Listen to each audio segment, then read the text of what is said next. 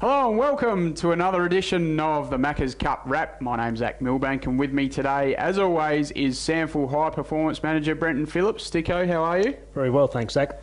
Good to hear. A bit of an under-16 themed episode today because there's plenty happening in the world of the under-16 competition. And before we chat about the big Macca's Cup under-16 grand final being played on Saturday, Sticko, let's have a bit of a look or talk through, I guess, the initial McDonald's under-16 state squad, which has been announced, and some familiar names there.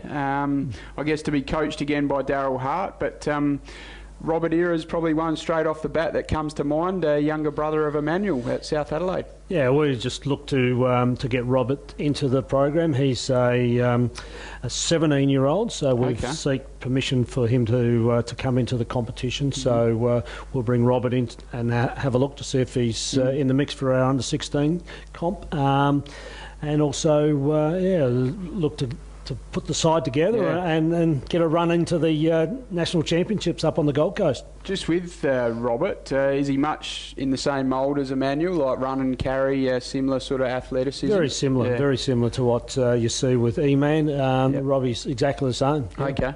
Excellent. Look forward to seeing him in action. A couple of other interesting names there along the list, and you can see the full list just underneath this video on the Sandful website.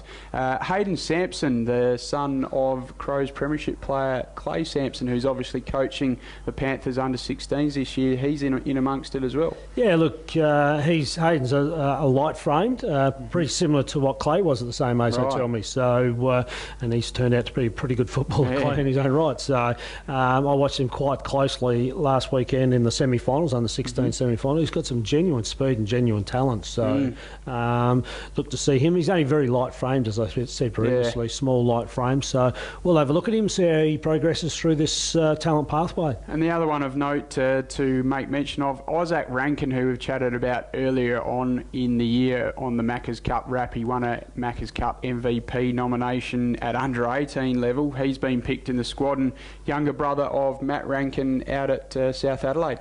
He's really risen up in his ability to play the game, I suppose, but he's been playing a little bit of reserves football too at West Adelaide. Yeah. So he's handled the step up in pace and step up in tempo, and that probably equates pretty well when you go away to a national championships. They're able to do that and step up. So once again, under 16s, I always find it interesting in terms of you just never know how it's going to pan out. So they're pretty raw, pretty immature, and then you bring the squad together, you pick the final 25, you take them away to the Gold Coast, and you're never quite sure of what you're going to get, but there's always one thing is sure is that there's always some talent in amongst the group. Yeah, and before we head off to the Gold Coast in early July, this year great to play a game here on home soil against WA. Yeah, look, the thinking in behind that is that we traditionally gone up to the Gold Coast and played 3 games within inside a week. That's probably fairly taxing on some elite footballers to do that, and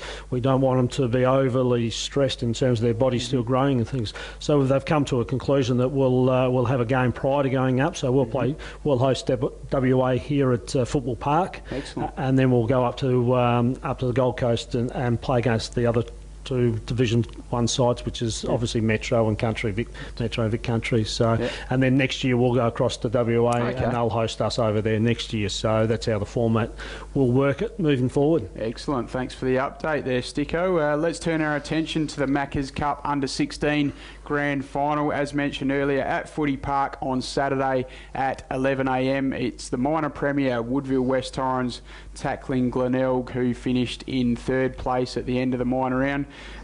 Probably, if we look at the semi-sticks, I suppose the Eagles probably were favoured to get over the 4th place North Adelaide, but Glenelg a little bit of an upset over South Adelaide, 2nd ranked. Yeah, look, in lots of ways, probably South were a little bit unlucky that there was some light drizzle, so it made the conditions very greasy down at Football Park. And South, traditionally during the course of the year, have been a run and carry side, high skill execution, and the wet, slippery conditions probably got them in the end. And the Bay boys were probably some bigger bodies in and around the contest, and that hence got them over the line. Yeah, very good to see for Glenelg's point of view.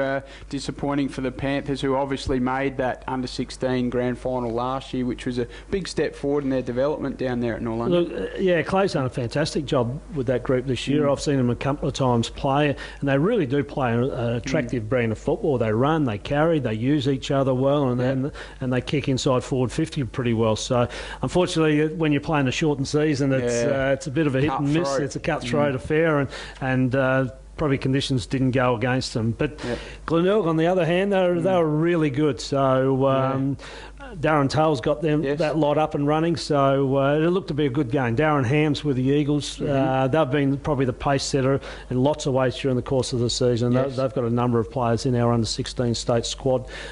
So look to see a very good game of football. Looks like it's going to be dry on Saturday for the boys to run around. So there's just a couple of players. I'll throw a couple of players at you from Glenelg's point of view. Potter, Will Gould and Carmody are probably the three that you want to have a bit of a look at there. And for the Eagles, I'll be looking at Pudney and also Lukosius. It's Robbie Lukosius' young son. So he's a fair talent at this point in time. So just a couple of stats. We'll have a couple of stats. I jumped onto our stats people and dragged out the number one rankings. And interesting, the Eagles were number one ranked in the competition for kicks, marks, long kicks, effective kicks, contested marks and uncontested marks. So you go, well, shows their dominance during the course of the season. But the interesting stat for mine is Glenelg. Glenelg were contested possessions, ranked number one in the competition for contested possessions, ranked number one for hit-outs, which obviously equates to contested possessions. Hit to advantage, ranked number one, and also inside 50. So you've got one side going inside 50 a lot of times, and you've got another side that uses the ball fairly well. So it should be a cracking game of football. It does. Makes for a beauty of a contest, the title decider in the under-16 Macca's Cup competition. All right, Sticks, let's have a look at the previous round of the under-18 Macca's Cup competition. And starting off North Adelaide and Central District, the Roosters just getting over the line against the improved Doggies.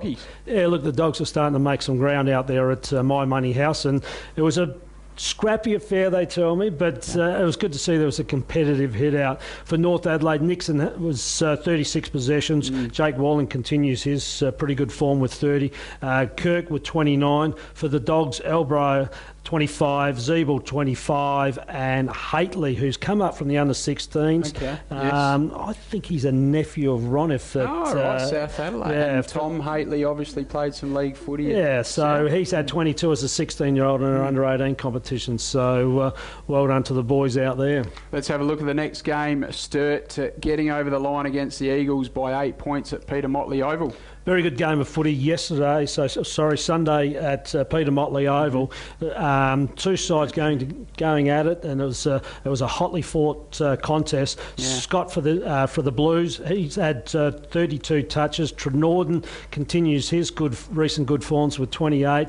Houlihan's had 17 touches, 3 goals, and arguably the mark of the century. It was ginormous out there at Peter Motley Oval. For the Eagles, Jackson Lee with 29, Moore with 24, and Martin with 23 for the Eagles. He's one to keep an eye on, Jordan Houlihan, from up in the Adelaide Hills at Mount Barker up there, and he's, I think from memory, he's part of the AFL Academy. He is level 1 of the AFL Academy, so he's tracking along nicely through the talent pathway. Let's have a look at the next game, and it was Nord convincing winners over West Adelaide. Yeah, too good for the Bloods, and for the major ball winners for West Adelaide, Johnson with 34, Pillion with 24, and Rodman with 21. For Norwood, Zenny with 30, Pisani with 29, and Bauer. We've got another Bauer coming. One. Is it a relation to Mac? Younger brother, so there's another Bauer with 26 touches out there. Very good. Let's have a look at the final game, and it was Glenelg convincing winners in the end, but I was having a look at the quarter-by-quarter breakdown, Sticko, and South about 4 or 5 goals up at quarter time and ended up losing by 10 goals. Yeah, you beat me to the punch there. I did make a note of that. South by 3 points at the half time. Oh, so, geez. And I reckon the Bays had them by 16 points at three-quarter time, and then the Bays just kicked away. For South Adelaide, Wimpress had 26, Bruce with 18, and Hellier and Still both had the 15. For the Bays, McCleary had 35, Edwards with 36, and his stellar 2016 season. Trembath, who we've given this week's MVP award to, with 38 touches. Brodie Trembath, certainly one to watch there, Sticko. He also, I think he had 22 handball receives as well, which shows that preparedness to work hard. Yeah, look, he's had quite a good season so far. Yeah, indeed. Make sure you check out Brodie Trembath's highlights in the Macca's Cup wrap to come. And, of course, as we discussed earlier, Sticko's mark of the century, Jordan Houlihan from Sturt. Keep an eye out for that one now.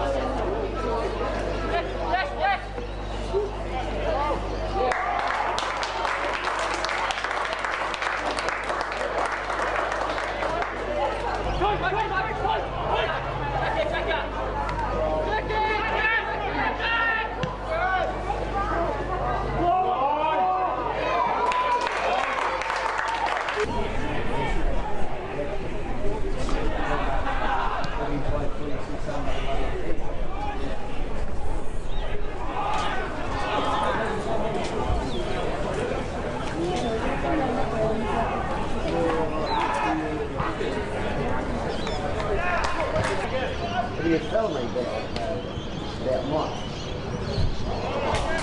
He goes all the time and he said it's what his last week of half. Yeah, he reckons he's got a son up. He's got a son. He's got